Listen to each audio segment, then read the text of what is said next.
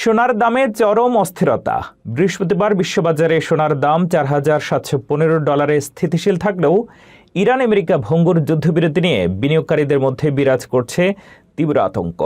ট্রাম্পের কড়া হুঁশিয়ারি আর মধ্যপ্রাচ্যে তেলের বাজারের হাহাকার কি সোনার দামকে নতুন কোনো রেকর্ড বা বড় ধসের দিকে ঠেলে দেবে? শুক্রবারের মার্কিন মুদ্রাস্ফীতি রিপোর্টের আগে বিশ্ব অর্থনীতির এই রুদ্ধশ্বাস মোড় বদলের প্রতিটি খুঁটিনাটি তথ্য জানুন আমাদের প্রতিবেদনে।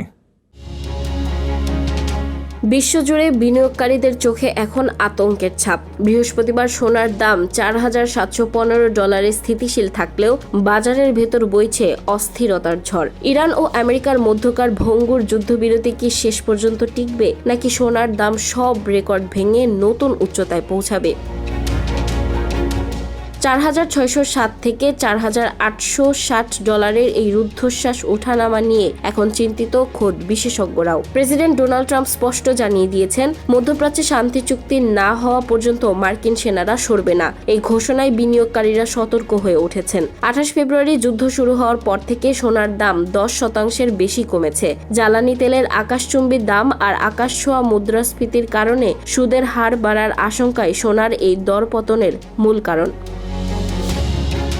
অন্যদিকে লেবাননে ইসরায়েলের ভয়াবহ হামলা তেলের বাজারকে আরও তপ্ত করে তুলেছে। তেলের যোগান বন্ধ হওয়ার আশঙ্কায় বিশ্ব অর্থনীতিতে মুদ্রাস্ফীতির যে সুনামি ধেয়ে আসছে তার সরাসরি প্রভাব পড়ছে আপনার পকেটে। তেলের দাম $4 ছড়ানোই সাধারণ মানুষের সঞ্চয়ে এখন হুমকির মুখে।